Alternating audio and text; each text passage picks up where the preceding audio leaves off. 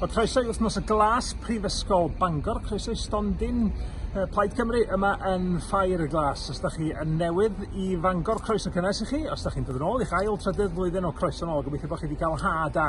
Ie, croeso i stondin Plaid Cymru. Pam bo fi'n falch o'ch gweld chi yma ar stondin Plaid Cymru? Wel, Rhun ap Iorwerth ydw i, bydd i aelod cynulliad Ynys Môn. So, chi edrych draw o'r Prifysgol, draw at Ynys Môn, a fyna dwi'n ei gynrychioli yn y cynulliad cenedlaethol. Dwi'n falch eich bod chi wedi cymryd diddordeb yn y stondin yma, achos da ni eich angen chi fel pobl ifanc i fod yn rhan o ddyfodol Cymru drwy Blaid Cymru. Yn syml iawn, be da ni'n chwilio amdano fo ym Mhlaid Cymru ydy dyfodol gwell i'n gwlad ni. Da ni isio dyfodol tecach i'n gwlad ni, lle mae pawb yn cael cyfle i wneud y gorau ohono ei hun, lle mae yna decwch cymdeithasol ag economaidd go iawn, lle mae yna lewyrch yn cael ei rannu ar draws Cymru. Ond wrth gwrs, da ni hefyd eisiau Gymru fod yn wlad go iawn, yn wlad annibynnol sy'n gallu dilyn ei chwys ei hun yn y byd. Da ni eisiau chi fod yn aelodau o'r blaid mwyn bod yn weithgar a siarad efo'ch cyd-fyfyrwyr chi ynglyn â sut ddyfodol alla Cymru i fod, achos drwy sgyrsiau felly yn dechrau o fan hyn allan wythnos y glas,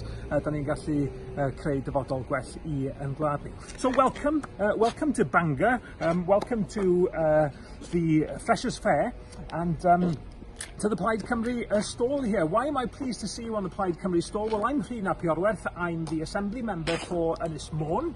That's the Isle of Anglesey, so look over from the university over the Menai Strait. That's Ynys Môn, Anglesey, where I represent in the National Assembly for Wales. And I'm delighted that you've stopped for a second at the Plaid Cymru stall, because we need you.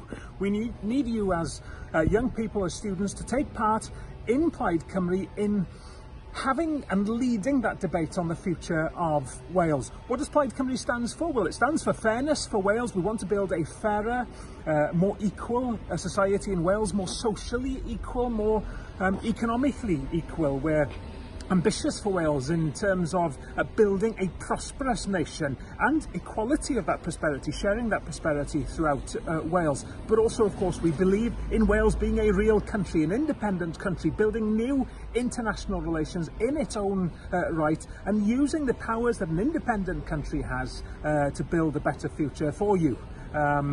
For everybody in Wales. There's a positive message, and it's wonderful to see the recent upsurge in people starting to believe that there is hope for a better future for Wales. You might have heard of the recent marches, the All Under One Banner marches in Cardiff, in Caernarfon, in Merthyr Tydfil recently, where people have come together and said, you know what, there might be a better way.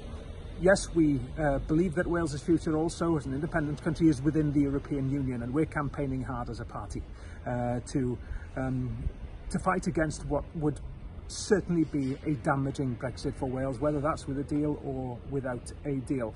If you're from outside Wales, is there a role for you in Plaid Cymru? Goodness gracious, yes.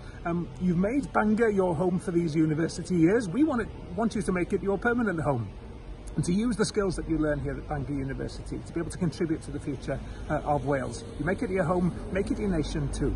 So join Plaid Cymru in this Freshers Week, get involved in the future of this country, whether you've always lived here or whether you're new. Felly, diolch yn fawr iawn i chi. Sori bod fi'n yma, ond braf gallu cysgwrs efo chi drwy hwn.